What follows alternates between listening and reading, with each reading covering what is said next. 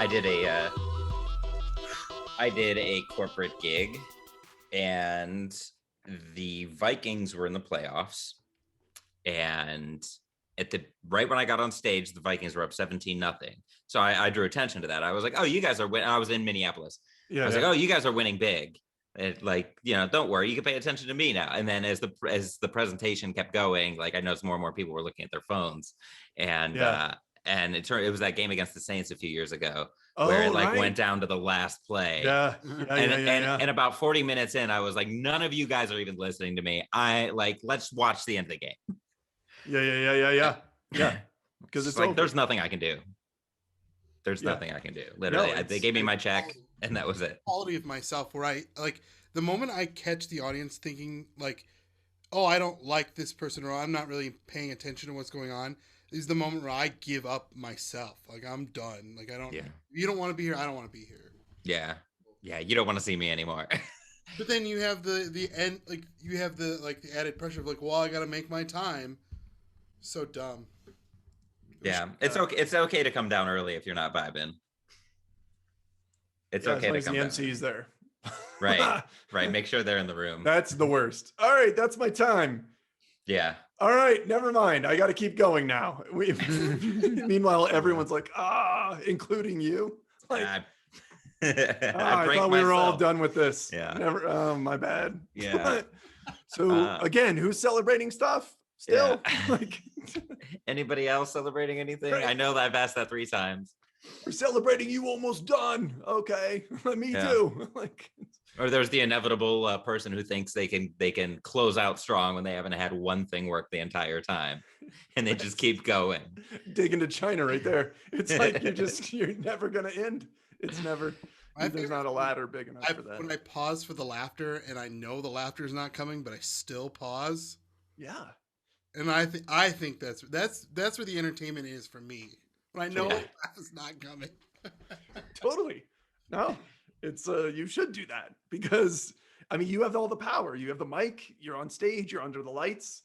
Like, you're in my world now. Yeah. So either come along or not. I'm here. So and if I truly do believe if you're not having fun, then it's like blood in the water. They'll smell it and. I mean, that's, it's unfortunate, but the only way you get good is keep doing it and terribly. It sucks. It sucks how even if you have a save for like, say you're bombing, something that would in theory work, but the problem with bombing is they've already been convinced that you aren't funny. So everything is half empty after that. Yeah, so, no, that's true. Yeah. Yeah. Or even like I did, the Funny Bone in Des Moines with John Reap, and he had just won Last Comic Standing like 2 months before that.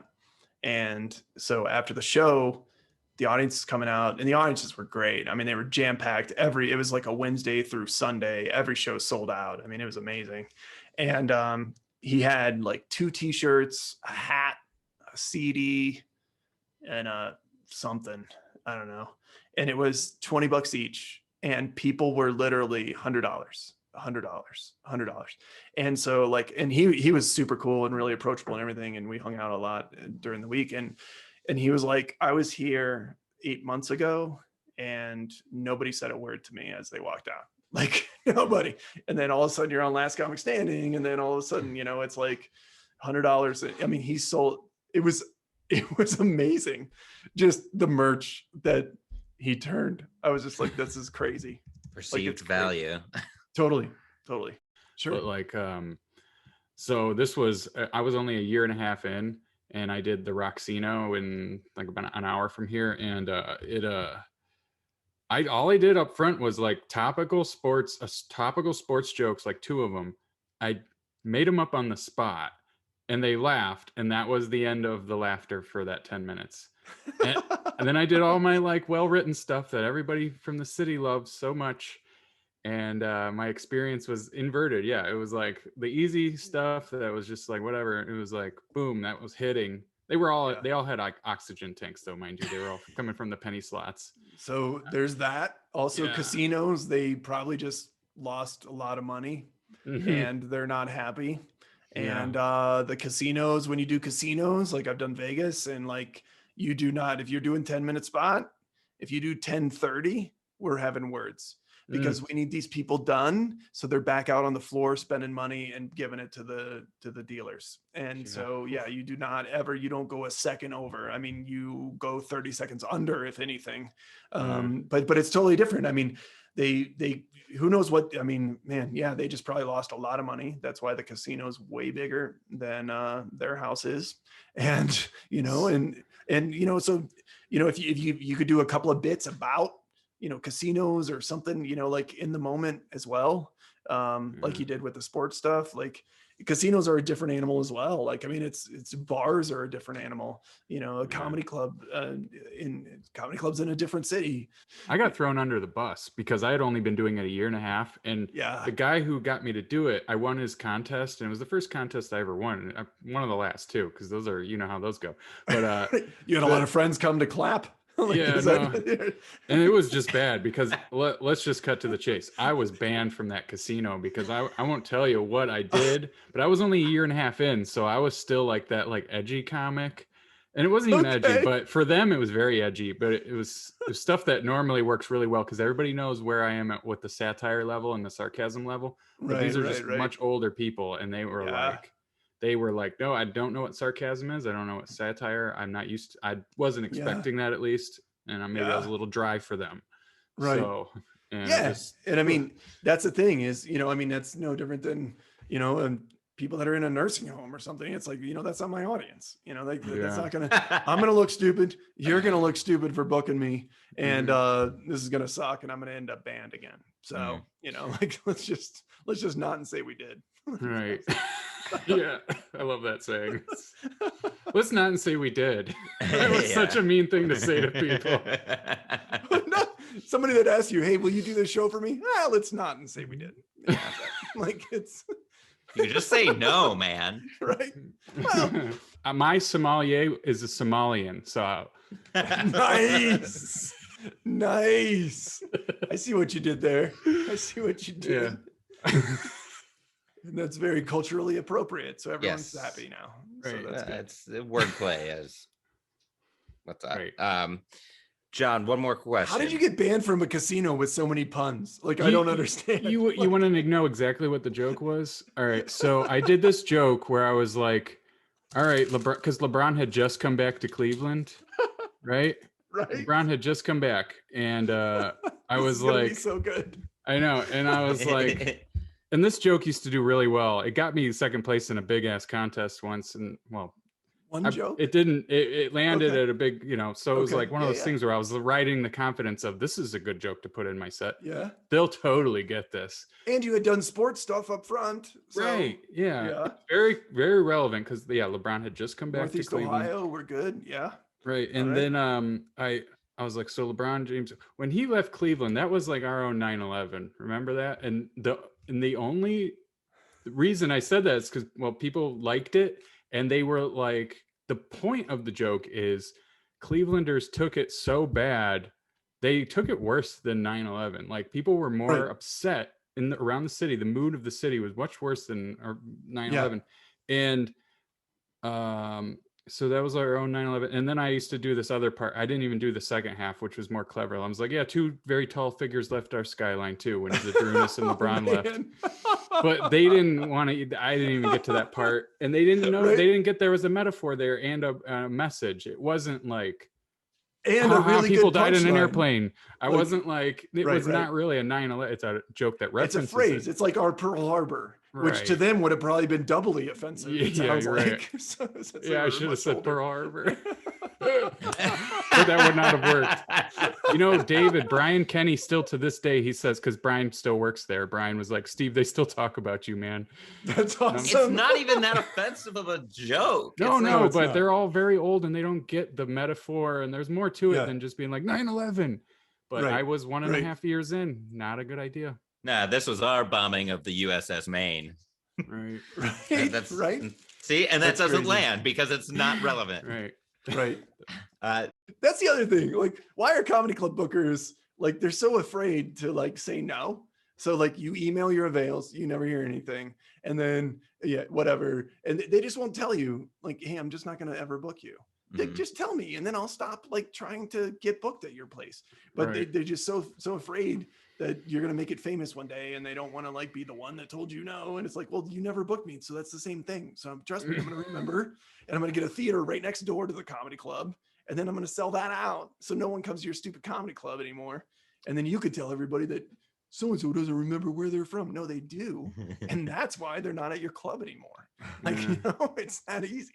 Here's a fix. Just tell them that we're not going to book you until you're famous. Right. Exactly. And then it'll be like, well, I don't want to do that anymore because now I'm doing theaters or whatever. Yeah, so we have standards. Yeah. Right. I appreciate almost more than the gigs that I do book or the people that I reach out to when I'm doing outreach. Reach arounds. Yeah. when I'm doing a little cold reach around. Hey, whatever you got to do, get booked, man. Whatever you got to do. It's a dog eat dog world, and I appreciate when people just straight up just be like, you know, that you're not what we're looking for right now. Cool. I will send you a thank you email, and I won't email you again for another year. Exactly. I mean, just be an adult about this. I had a comedy club. Now this person used to do comedy, wasn't very good, became the booker. So there's that frame of reference. But I was a certified public accountant, legit passed the CPA exam, working as an accountant. I send him my demo because this was back in the day when you would like burn a DVD and send a demo. And so I sent it to him, and he's like, yeah, I don't really like that accountant character you're doing. And I'm like, that's me, man. Like I'm not Larry the Cable Guy accountant person. Like I'm actually an accountant. Like I'm not some computer guy from Nebraska that acts like he's the cable person that does blue collar comedy. That's me, man. Like whatever. And so, yeah, so that's especially hard when it's like, yeah, I don't like you as a person. I don't like your tone. And by tone, I mean your voice. Right? We're not even married. Like, how the hell? Can you change this? Yes. Like, can we do like the masked comedian now? Yeah. Like where it's just like you just put this on, and yeah, but but then and then it's like, all right, great. Well, there's 100 other clubs that I can easily reach out to instead. So let's do that, or give reach rounds. Either way, whatever you want to do. Yeah, man, that's my strategy. That's my secret. I'm gonna have a master class on getting booked. Yeah, it's all about. There's another pun there. Yeah, the best way in is from behind. Always. Right. There was a show. There was a group called the Good Humor Men, and they were about 10 or 12 comedians that had done Johnny Carson, and so they were doing small theater shows around. Good Humor Men. Yeah, right. All right. Is that what I said? Did I say good humor? Yeah. Oh, okay. All right. And so so it was like Jimmy Brogan and Henry Cho and Mark Schiff and Wayne Cotter, and like guys that did, like Wayne Cotter hosted A&E's Evening at the Improv, and Mark Schiff wrote for Mad About You and opens for Seinfeld, and like Henry Cho is absolutely hilarious. Evan Davis. And so their very first show was in Dayton, Ohio at a small theater. And I lived in Indianapolis at the time. So I drove over, and Jimmy Brogan as well. And so I knew Jimmy. And so he's like, hey, do you want to come to the show? And I was like, yeah, sure. So I drove over and I just watched, in this theater, and it was amazing. And then after I went backstage just to say hi, and he's like, hey, we're all going to this pizza place. Do you want to come? Yeah. And so I just sat on the corner of this table with these legends. I mean, like they've done some stuff. And so I just sat on the corner table and just laughed my ass off the entire time. Like it was, and they were telling stories about when they lived in New York City, and somebody in South Jersey said, hey, I'll get you up. Like this is when like the Improv had just opened. Catch a Rising Star was a thing, but you had to be famous, like Richard Belzer famous. And then like Seinfeld and most of this group was at the Comic Strip, which was like the new club for the new people. And so they were all there. And so they would pile in a car, drive to South Jersey at like 2 a.m. The guy's like, hey, so sorry, we don't have time for you guys to get up. And then they would just get back in the car and drive back to New York. And they were like, it was the best thing ever. And, you know, and you just have to love it. And you have to love the journey and love all of that. And it was hilarious because almost the identical thing had happened to me, like, you know, a couple months before that in Indy, where I had driven to Quad Cities, Iowa for a penguin showcase. And she didn't show up. And you're like, well, the one person that books this, that said that she would be here for the why I drove like 5 hours and got a hotel room on my own dime. And I just did a set for nothing. Okay. That was awesome. You know, and then you hear the story from them and it's been happening forever, but you have to love it. You have to laugh at it because if you don't, it'll hurt, you know? And so you just have to laugh at it and go on and and then stalk them with flowers. Yeah. Like Right. I'll drive out 5 hours once. I'll do it every damn day. I will sleep in this Walmart parking lot. Right. But it's not new, man. It's been happening forever. And all the great ones have done it as well. So it's the weirdest thing, man. People ask, you know, how'd you get into comedy? I think comedy chooses you. It's one of those things where you just can't not do it.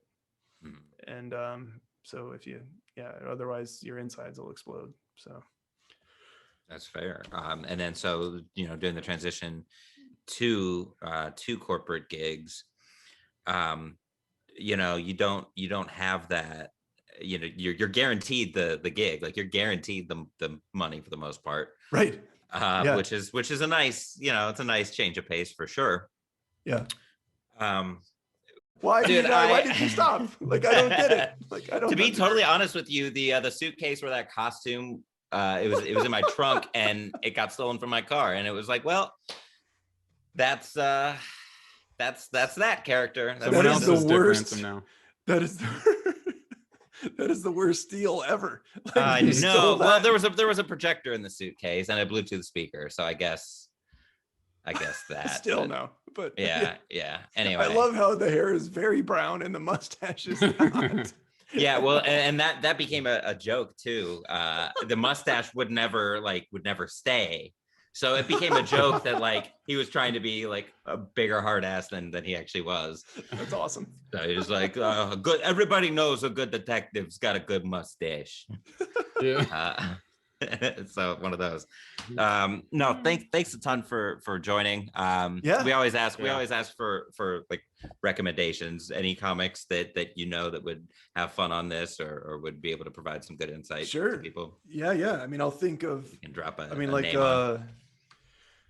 I'm trying to think of I used to be really good friends with like Keith Halberstadt. I mean, there's some of those. Yeah, I mean, I can reach out to some of those guys and just be like, hey, you know, they got this podcast. Are you up for doing it? And I mean, I could just just reach out and see for sure. Well, email connect. No, I love Keith. Keith was very funny. He was in the New York scene when I was out there. Yeah. He's funny. Yeah. I haven't talked to him in a long time though. I'm not sure if they moved to Nashville or if they stayed there.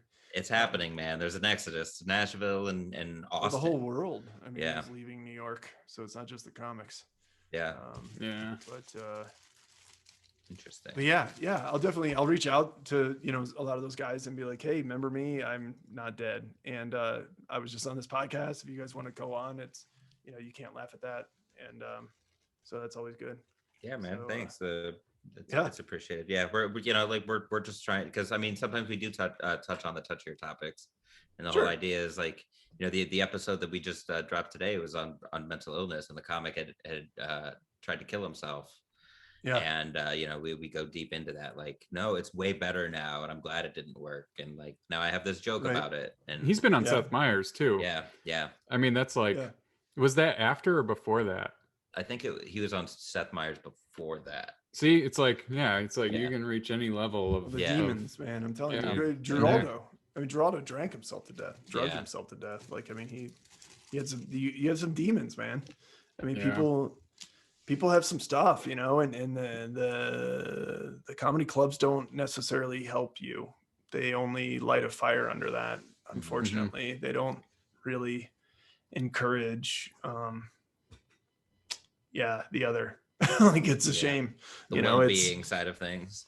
Yeah, I mean, but I mean, you know, it's that double-edged sword of, is that where the genius comes from and the funny, or is it not? You know, like, I mean, like when Stone Temple Pilots went sober, they were terrible. So it's like, just do the drugs, but then he died. And so like, Yeah. it's like, rah, like, you know, so it's hard, you know, it's, yeah, but I don't know. Hopefully there's something useful in there, and it's more than a 5-minute episode, and people like because you cut like, no, but hopefully people listening learned and got to hear something from a different perspective. Yeah. Sure. And it's helpful. really- A lot of valuable advice. Yeah. All right. Well, Yeah. cool. Yeah, because I mean, I literally haven't done clubs in so long that I don't know what it's. I That, don't, that's honestly, that's what was so refreshing about it, is getting a different perspective of a different avenue of comedy that I don't think I would have been exposed to had I not Okay. listened to this podcast. So I thought Okay, that cool. was great, and I'm as cynical as they come. So No, I appreciate it. It was one of the more useful psychology insights that we got Speaking because about of the demons, difference. one of the things, anytime like demons come up, or like, you know, or especially with successful people, the thing I love quoting the most is Jim Carrey once said, I wish everybody could become as rich as I am, because then they could also realize that the wealth isn't the answer. Right. That's only that's just going to fuel more problems. You know, and but it's also like in comedy, like in the clubs, there's almost a pride and a badge of honor in sleeping in your car, or like barely making rent, or and it's Friends, like, or a friend's couch, like I did for like almost a week. Yeah. right. And you're like Zanies in Chicago, the downtown Zanies, they only put up the headliner, and they oftentimes use the middle, and the MCs are other Chicago comedians. So if you want to do that room, and it's a long week, it's like a Tuesday through Sunday. I slept on buddies in Lincoln Park, there, or whatever that's called, that neighborhood, and I think it's Lincoln Park, the Chicago, and Lincoln I Park, slept on Limp their Biscuit, or couch. something like that. I forget. Yeah, Yeah. right. Corn with a K. Yeah. No, but like, yeah, I slept on their couch for a week, and you're like, why am I doing this? This is totally stupid. Like, I mean, it's an awesome room, and I forget who I was with that week, but it was great. But it was also like, this is weird. Like, this Yeah. isn't like, what does it cost the club to get another? I mean, really? I mean, I don't know. People You love know, that it's just lifestyle, and but it's definitely not for everybody. I mean, it's not right. it's not an easy lifestyle. And the thing it's celebrated. It's like a badge of honor. It's, you know, I never once slept in my car. I would just go and get a hotel, because I'm like, you know what? I'm not doing that. I'll drop $50 on a day's in, and I'm going to sleep, and I'm going to take a shower because I'm an adult. And like, this is dumb. Like, if you don't have $50, you know, then maybe you made some bad life choices, you know, like, you know, and, but it's like, but the celebrating the it's weird, and it's a weird thing, but it's because everyone's doing it, and we're all, you know, and I always came home. Like, I was never gone for 3 weeks and doing laundry in a laundry. Like, I came home. Like, it was almost to me like a consultant for like Deloitte. Like, you fly out on a Monday and you fly home on Thursday. Like, I drove out my Civic on a Thursday or a Wednesday, and then I drove home on a Sunday, did my laundry, got the mail, and then I drove back out on a Wednesday. Like, I was never like staying. I also think that people who don't do that, they get very nostalgic about it too, in a very weird way, where they think it's like all like drugs and women out there, and you're like, no, it's like, it's loneliness and sadness and barely getting paid and being in the most uncomfortable. That's why most of us deal with substance abuse issues, because you have to fucking drink just to be able to be comfortable enough to fucking sleep. Yeah. And also the yo-yo of, I was just in front of 300 people, sold out room, killing. And then like the headliner goes on, and then we say bye. And an hour and a half later, I'm in my hotel room all by myself in complete silence. And then 20 hours later, I'm back again, and then nothing. And then, you know, and it's this yo-yo that over the years will F with your head.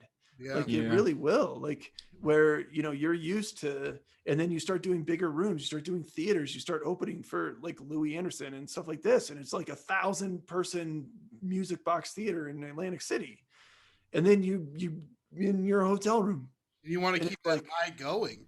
yeah, You're exactly. income. Exactly. It's a weird thing. And then there's all the business side of it and all the, like, I mean, like somebody's like, yeah, you know, we can have you come and be a part of the show and we'll give you $50. And then you get there and they're like, well, we had less people than we thought. So here's $40. And you're like, but you said 50. Are you really stiffing me $10? Is that really what's happening right now? Yeah. Like seriously? Mhm. Or like there was a club in Outer Banks. If you guys ever get booked there, canceled the week before because they are the worst people on the planet. And I hope that makes the podcast because they're terrible people and I'll tell them to their face.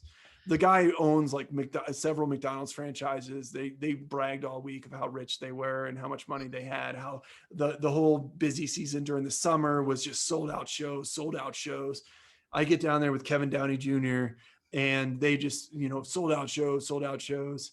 And so then a hurricane's coming and it's like a full 7 days. So Monday, Tuesday, on Wednesday was our last show. And so they were like, yeah, you know, the evacuation, everyone's got to go. And I'm like, well, I assume that we're getting paid for all of our shows. And they're like, well, no, you're only going to get paid for the Monday, Tuesday, Wednesday.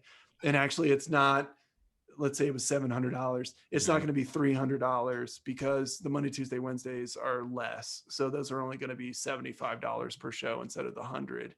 Yeah. So here's $225 instead of the 700 that. And I was like, well, here's how this works. Like, I can't go get another club. Like, I can't just go get more work. I blocked my calendar out for this. Yeah. And you were going to pay me X dollars for this. So that's why I'm here. I'm here. It's not my fault. It's your fault. Plus, apparently, you're loaded and had sold out shows. So you can't just do the right thing. And for 1 week, go, hey, I'm doing you a solid. Thank you so much. Here you go. Like instead, they always stiff the comedian because we have no power. We have no leverage. There's no union. There's no, like, because if I go, you know what? And I told everybody, do not go to that club. They're terrible people and they're rotten to the core. And yet they have comedians. So like, you know, because it's like, I'm not doing it, but one of you will. And because you want to, you need the money, whatever. And that's like, that's the thing that pisses me off about most clubs is that they don't realize they're not paying you for the show itself. They're paying you to travel. Yeah. The 25 minutes that I'm up on stage is not what I'm getting paid for. I'm getting paid for the amount of hours it took me to fucking get here. Yeah. I remember one time I used to be in this band that toured a lot, and we got this guy to book a tour for us, and he hyped himself up and everything. So we're like, cool, you know, we'll pay you for X amount of shows, and we were supposed to be on the road for 3 months. And about a week into the tour, we realized this guy didn't really book anything. Amazing. Like, most of the places we're showing up to didn't know we were coming. Amazing. And like one show, the last show we were on that tour before we just decided, fuck this, we're going home. It said banned from Cleveland ? Wow. There you go. That was on the there you go. list of bands for the night. That is not a lot different than comedy. I think people are really jealous of what we're out here doing. And I was like, jealous of what? Being broke and showless? Like, right. What is there to be jealous of? Like, that, like, he was just trying to keep things positive and everybody in a good mood. But like, it was one of those things where it was better to say nothing than say anything. Like, anything you would was the wrong thing to say. Right. And because of social media, it makes it seem more glamorous and cooler and whatever. And and I mean, it was like that Looney Bin story. It was legit. Like, it was Looney Bin. And I'm like, oh yeah, I don't want to do that, because that's one of those where it's Wichita, Little Rock, or it was Wichita, Little Rock, and there was another one. Like Oklahoma City. Yeah. And I was like, yeah, I don't really want to do any of those. And it was one where they would they were nice enough to book you in all 3 at once, but now I'm gone for 3 weeks in Wichita, Little Rock, and Oklahoma City. And yeah, no, I'll just not get paid that. Like I'll do something else, you know? And that's the thing, is there's so much opportunity that you can go do something else. You know, but it's a hustle, man. It's a hustle, and it's hard because every day somebody punches you in the face, every single day, whether it's a booker or it's a comedy club manager or it's somebody in the audience or it's another comedian. Every single day you get punched in the face. I mean, I remember when I was doing comedy and like I was dating a girl and she was trying to get a job and she's like, I emailed 20 people my resume and I've heard nothing back. I go, that's me every day, like every day. Like, I don't know why, you know, and it doesn't feel any better, you know, it hurts, but it's just, you have to get, you either you get tough or you die on the inside. I don't know what it is, but eventually it doesn't hurt. Like, and so, you know, tolerance to it, really. Yeah. You're actually, it's so bad that when someone treats you like a functioning adult and is actually nice, you're skeptical. You're kind of like, I don't know. Like, what do you? Absolutely. I don't know. Like, you're weirding me out. You're going to pay me the full amount, even though we only did half the shows. Really? Like, I don't know. Like, what's going on? You bought me dinner. What did you slip in my food? I don't have to pay half price for the cheese sticks. Yeah. Like, can't I just get them for free? Like, really? Like, yeah. It's just, it's insane. Like the stuff when you step away and you go, this is ridiculous. Like it almost makes you want to just like open a club and just treat the comedians right. And then just be like, hey, by the way, this is how all of them should be treating you. So if they're not, then come back. Like, you know, come back here. And, you know, like, and it's amazing how they're willing to like skim $50 off of something. And I mean, or like there was in Omaha, there was oh man, who booked it? Like Yoder or somebody booked it. And it was at a sports bar. It wasn't the Funny Bone. It was at a sports bar. They had like a side room. And so I was doing that with Chaz Elsner, who flew in from LA. And then where they put us up was a house that like a split level house where like, you know, you walk in and split level, and that the owner of the bar had bought to flip. So in the house were 2 beds in bed in each bedroom or upstairs, but the kitchen had no appliances, none.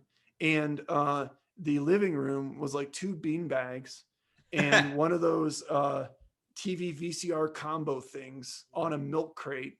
Nice. And like a folding table with like 2 chairs and no utensils or plates or bowls or anything. And so we go to bed that first night. And because I drove to Omaha from Indy, I brought sheets and my own towel because, and because of what happened. And so then we go to sleep at like 7 a.m. The garage door's opening and we're like, what the fuck? And so we go down and there's construction guys and they're like jackhammering tile that are in the bottom level because they're flipping this house. And so like at 7 a.m. And so then we're like, well, this sucks. So you're trying to sleep, but they're all like, you know, seeing all this. And then at noon, we get a knock on the door. This sweet Hispanic lady, I'm here to change the sheets on the beds. And Chaz's like, I slept there last night. And we immediately Google like who was here last week, because who knows what happened in that bed. And I was like, I'm cool because my sheets are like the old sheets are in a pile in the corner of the room. And I brought my own, but I was like, and then the bathroom, like the tub, after the first shower, the tub would be like 3/4 full and it wouldn't drain.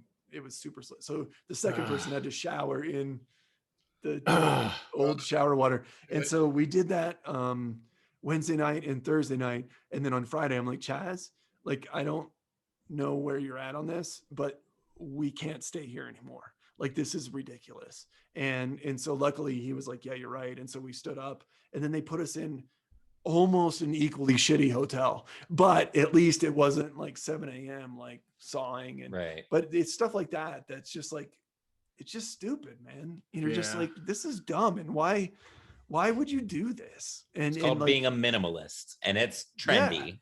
but like, right. But like, but the comedians are your product. And like, I mean, in 2008, I was going through that. And like, the only thing, like, that's when clubs would take a feature and make them a headliner and pay them less. And then the MC would become the feature. And then you would have somebody local, whoever's birthday it is or whatever. Now you're the MC, somebody who's not an MC, who's never done anything. And you're going to bring 20 friends. So we know you're going to bring people to come eat and drink. And so then you just bump every, and like, only comedy, I think, is the only business where when times are tough, you make a shittier product. Yeah. Like when times were tough, GM was going bankrupt. Like GM was on the ropes. They went and made better cars. They actually invested in better technology and made better vehicles. And in comedy, it's no, we're just going to put a shittier product on stage and then wonder why people are less willing to let go of that hard-earned dollar. Yeah. Because you're not giving them something to go, oh my God, this was amazing. Right. Like, take all of the money that I have right now in my terrible economy. Mhm. And it's just, they're terrible business people. Yeah. This is what you get for investing in comedy. It's like, I want to make a living off of comedy. It's more power to you if you can, but it's the guy that used to be the bar back, that the bartender, like, or whatever, and then the former bartender who bought it drank all the profits. So now then you take, I'm going to be different, and then you don't, and it's just, and comedians are willing to put up with it, so you get away with it because for sure. Yeah, well, I've got these people lined up, and it's just like, we've got a local guy. He does one-nighters, and he's like, he gives off stage time, but he also like harasses people in their DMs if they won't do his shows, and then like he stiffs them on money, and then like he does co-feature contests where he just gets to not pay either of the co-features. No, that's not because I'm not talking Pete. Oh, you're not. No. Who are we talking about? Young Christopher Kettler. Oh yeah. Oh, Pete's nemesis. This guy. They both harass people in DMs about not going to their shows, but they're both competing with each other, so it's very ironic and odd. It's stupid. Yeah. Like, but then you, like, at some point you're like, I'm above that. Yeah, I don't do that. I stopped doing both of those shows. Kettler DM'd me today, and he was like, "Hey, we're doing a show tomorrow night. I'll give you 15 minutes of time." And I was like, "Yeah, I'm good, man. Sorry." I just stay away from Akron. My favorite response is why? Like, why? Yeah. Like, you give me a reason why. Yeah. Like, you know, and it's like when in New York, there's always those comedians. I did 10 open mics tonight. Why? Like, why? That's insane. Like, why did you do that? You could have come over to my place. We could have had 4 of us on the couch and actually wrote you some good jokes. Yeah. But instead, you went around and like, why? Like, why did you do that? Like those badge of honor people that just say keeping those up things. Appearances. Yeah, and but they want you to go, wow, that's awesome. And instead, I'm like, why? Yeah, I mean, that's the shitty part about the entertainment industry is that you have to, whatever you're doing, you have to portray it almost as if it's more than it is, so you can get more. So they, like, in my opinion, it's like, okay, if I portray this shitty comedy festival I'm doing in San Francisco as more than what it is, then when more than what it is comes into reality, those people think of me when that comes around. Yeah. Because, Jeremy's done a comedy festival before. We should put him on in our comedy festival. Right. And I hate that part of the business of it. Like, you have to portray it in a way where it's like, oh, I'm out there doing it. You know? Yeah. I mean, I definitely struggle with that. I struggle with that now. I mean, in the speaking as well. I mean, I'm very Midwest and very much like, look, I'm really good at what I do, and I'm just going to come in, knock it out, and leave. Like, I don't have to tell everybody about how good I did. I don't need pictures of how good I did. I don't need, like, I did what I was supposed to do, and I'm out. And like, I never really asked for favors. I never really asked for like, hey, can I go on the road with you? Hey, can I, like, everything was the headliner asking me, you know, and and it is hard. So you have to walk that fine line, but you certainly have to do a little bit of that. It doesn't have to be, I'm in the greatest comedy festival that's ever been ever. But it's like, hey, like this was super fun. I was part of this comedy festival, you know, and then at least it's letting people know that you're doing it, you know, and so, you know, and you can even mock it. Like, you know, I'm not bragging or, you know, like something where it's like, you know, like, I can't believe they let me in either, but I'm a part of this comedy festival, you know, whatever it is, you know, where you can still make it funny and like not where you're clearly tooting your own horn. My favorite are the people who got booked in background in movies. And they're like, I went to my premiere of my film today. I worked with a guy when I was early on, probably maybe my third MC week ever. And it was this guy from LA. And I was friends with Jimmy Brogan, who worked at the Tonight Show with Leno. And so he didn't know that. So I'm working with him and he's like, oh, well, you know, here's my credits. I was on the Tonight Show. And I was like, oh, that's cool. So I go home the next day. I call Jimmy and I'm like, hey, I'm working with this guy. And Barry Neal's his name. And I'm like, so he said he was on the Tonight Show. That's cool. And he's like, he did? And I was like, yeah. And he's like, he wasn't on the Tonight Show. And I was like, wait, really? He's like, yeah, I know Barry Neal. And he's like, he's not old enough to have done Carson. And he's never been on Leno. So I go in the next night and I'm like, so the Tonight Show, huh? That's pretty awesome. Like, when was it? And he's like, oh, I don't really remember. I go, well, that's weird. Because I would remember like by the minute, like 8:57 p.m. on Pacific, like whatever. Yeah. And he's like, you know, and so that's what sucks is there's so many people that are out there that are lying about it. That those of us that are just being honest, they think that you're not that good because they think that you're lying about what you're being honest about. You know, it sucks. Credits because I was in the studio audience once. Yeah, and that's what it ended up being. He was like just similar to the background of the movie. That's what made me think of it. But yeah, you're just like, what the hell, man? Like, I mean, it's we have a local guy who is like, yeah, or his credit is that he was on, I forget what show, it was Fallon or something, but it's like, no, he was just an intern. Right. And he wasn't actually like a comedian or a writer on the show. So yeah. Or like, yeah, I mean, The Last Comic Standing, when that was out, is so abused because it's like, no, you weren't. You auditioned, and no, you weren't. You know, I mean, it's it's crazy, and it's just, I mean, it's sad, but you know, but it's such a cool thing, and like if it was done really well, and if people that actually cared about people like ran it and made comedy, like comedy could be unbelievable, and it's such a hard thing, and yet there's no barrier to entry. So it's like you don't need a college degree, you don't have to pass an exam, like you don't have to. You just rolled out of bed one day and were like, I'm a comedian, and no one said prove it. Like, let me see your papers or let me see your diploma, or like, it's just like, well, I'm a comedian. And it's like, well, I wish there was a way to like something like it's fun for me now, especially in the speaking world. And people are like, oh, I did comedy. I'm like, oh, really? What clubs? And then they're like, oh, and I'm like, well, where do you live? And then they tell me the city. And I'm like, well, like Atlanta. So Punchline, Funny Farm, like, wait, oh, you know? Yeah, it was my job to know all of them. Like, I know all the clubs. Like, I mean, that exists. Like Hilarities, Improv. The Improv was on the south side of the river in not great part of Cleveland. And then Hilarities downtown, like super, like, you know, I mean, this was back in the day. And and so, you know, and like, you just know there's the what was in Youngstown, like Funny Farm. Yeah. And they were weird kind of places. Because it changed every time I came back. Basement of a restaurant. Yeah, or like a hotel conference room. Yeah. But it was like a small one. It was weird. Yeah. Or like in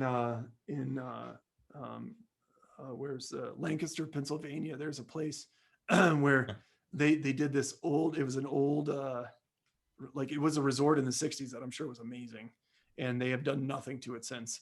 And I got the luxury of staying in a room in the basement that had no windows.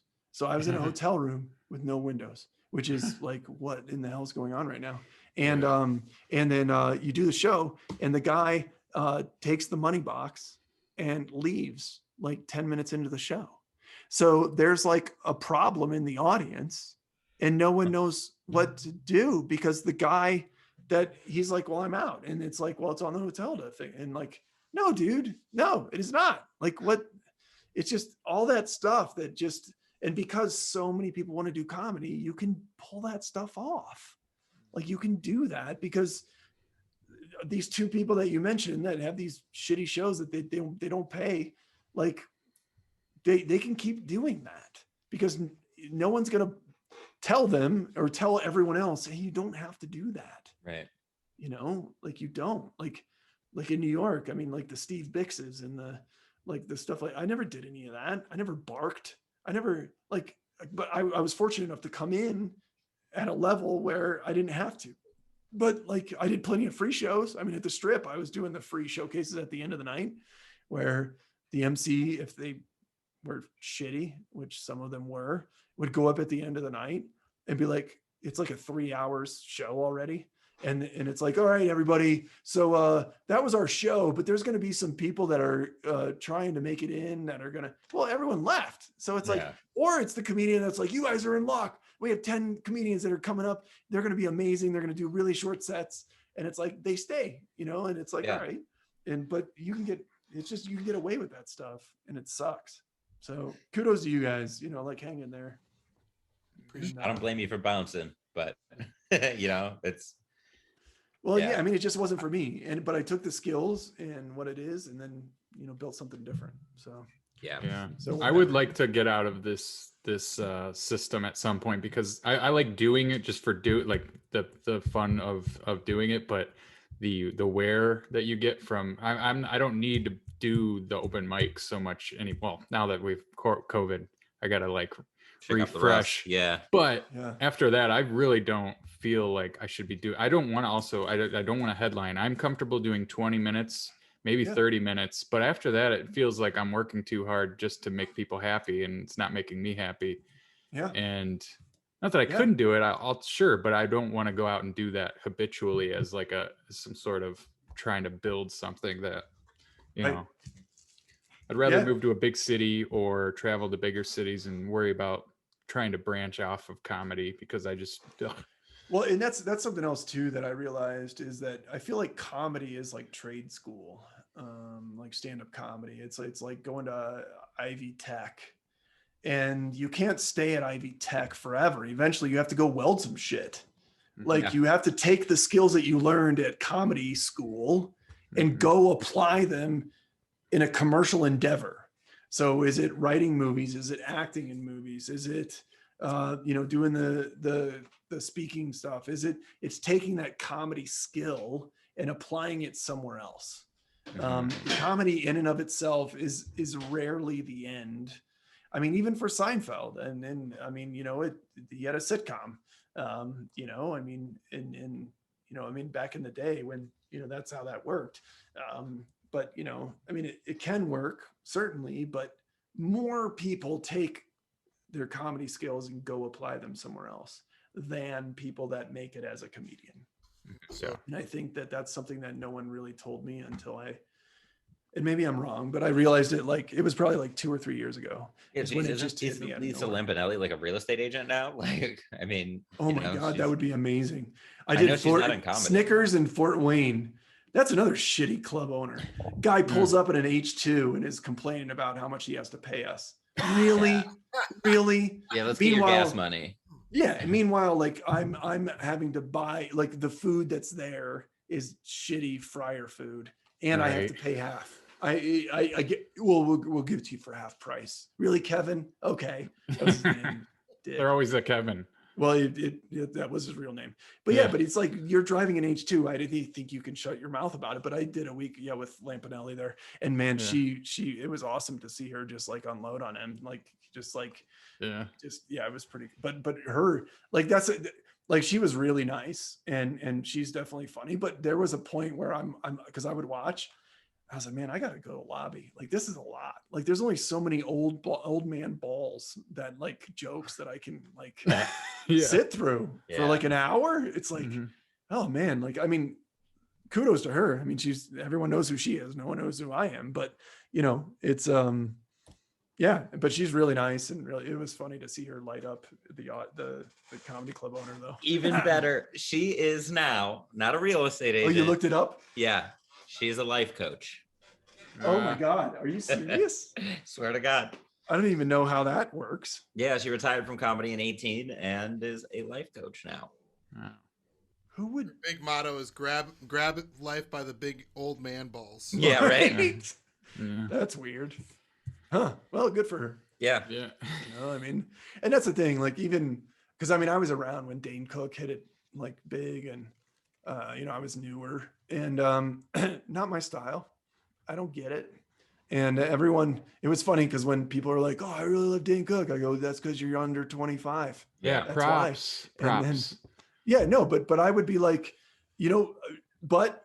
And I mean, similar to like the Larry the Cable Guy, like not my style, but they worked their ass off.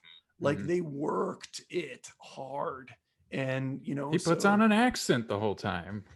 Right. Well, but I mean, Larry the Cable Guy would call radio stations. So he would go to Cleveland and then do the comedy club and then do the morning radio. And then he would tell them, hey, like I can call in on a Monday or like other days. And so then he would have all these radio shows. He would be calling all morning long, all week into these places as Larry the Cable Guy. So then when he comes back to Cleveland, this is somebody that people have heard on the radio many, many times other than the Thursday morning before the weekend shows. And so then that's how he worked hard developing that. And like Dane just played the MySpace game when that came out. He was early on that, worked that. And, you know, I mean, they definitely worked beyond the comedy. And so props, you know, good for you. Like it's not taking anything away. It's just not my thing, but No, you can't. If you can fill a room and make them all laugh. Well, yeah, I mean, in the end, you still have to be funny because, Right. Yep.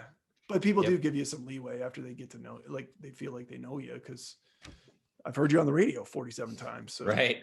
You know, right. Yeah, he knew viral marketing before it was even a thing. Yeah, it's super fun to like tell people that he's not really a cable guy or blue collar or like any of that, and they're like, "What?" It's like, never mind. Like, just he's actually a liberal vegan from Vermont. Weird. Not quite, but close. Like, there's a clip of him doing like not Star Search, but close, and he's wearing white Reebok high tops and khakis, like pleated khakis, and he's not Larry the Cable Guy. He's I forget his real name off the top of my head. But yeah, it's. I want to see this clip. Where is it? What is it? Well, I mean, it was on YouTube. I'm sure it's. Oh yeah, I'll probably be able to find it then. I mean, for sure. Everything's a quick Google search away, and that's another thing. Like you can't claim you've done something that you haven't when we could just look it up. Right. Yeah, here it is. Dan Whitney. Performing as himself, not as Larry the Cable Guy. Dan Whitney. I'll have to check that out. Dan Whitney. Yeah, he's wearing a green button-down shirt tucked in. Yeah. And he's got a mullet, so there's that. Yeah. But then yeah, but I'm pretty positive. Where's he walk? Yeah, he's got like white Reebok high tops on. I'd love to hear the story. Yeah. Is it the one where he's wearing the green shirt with the wow. Yeah. Somebody told him like, no, you have to do this white hillbilly bullshit. Well, he would do characters when he called into the radio shows. And so that's how Larry the Cable Guy just came up. Like, I'm Larry the Cable Guy, whatever. And then it became super popular. Like he might be a redneck if Foxworthy. Yeah, Foxworthy. He was an IBM guy back in the day, like super corporate, and then he left to do stand-up. But he saw that Larry the Cable Guy was pretty popular, so they brought him along, just almost like as like a do 5 minutes up front, like just, and then it became people came for Larry, and so then it became like, oh shit, like this is a thing, and we better give him some time. And but Foxworthy made, those guys. Yeah, except for why am I blanking on Ron White. Yeah, Ron White was unbelievable. Like he's amazing. I like him the most because he felt like the most genuine. Yeah. Yeah, At least, yeah. He did his act. Like he was really good. But I'm trying to remember who. Bill Engvall. Yeah, Yeah. He got super lucky being in that. Yeah. That's for sure. But Yeah, here's your sign. Right. But no, it's all cool, man. Well, hopefully, people that listen learn or hear something different or whatever. That's the goal. Mhm. Or they look me up and go, "You're just the worst." That's the other goal. Hate tweeting me. I'll be like, "Hey, whatever, man. Whatever it takes." If that happens, then they're gonna have to answer to Steve and I, and we're really good at trolling. Yeah. No. Yeah. That's, Steve, yeah. that's awesome. That's awesome. No, Yeah. I'm all good either way. But yeah, I mean, it's just a different perspective.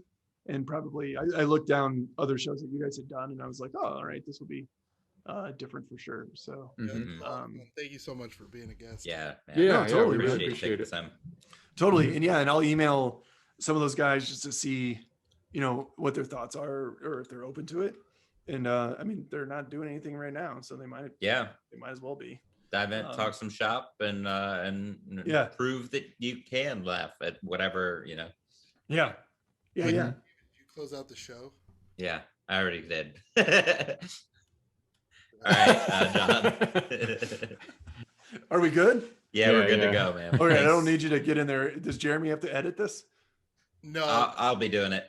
Oh, okay. Yeah. All right. Because Yeah. I just don't want Jeremy to be like, shit. There's not even a start or an end. Like Yeah. this is, you just kind of like play some music and then just fade into us talking in mid conversation. Yeah, or we'll do a little voiceover up front. Right. Yeah, that works. Yeah, so for sure. cool, All right, man. Take care. Thanks, I will guys. let you know Yeah, right thanks, John. before it airs.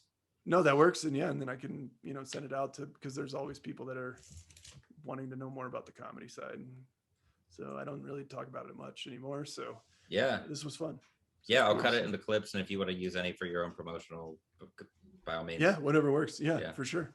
Cool. Thanks, guys. Yeah, of Right, course. thanks, Enjoy the rest John. of your week. Let's see, man. Nice Mhm. meeting you. Yep. Take We'll care. see you. Great guest. Yeah, that guy was great. Yeah, yeah. He's really nice dude. You can't laugh at that. Special thanks to Golden Ox Studio. You can find Golden Ox Studio for all your podcasting needs at goldenoxstudio.com. Hit up Jeremy. He is fantastic to work with, a professional. He makes podcasting easy. And if you've been kicking the tires on starting your own podcast, definitely give Golden Ox Studio a look.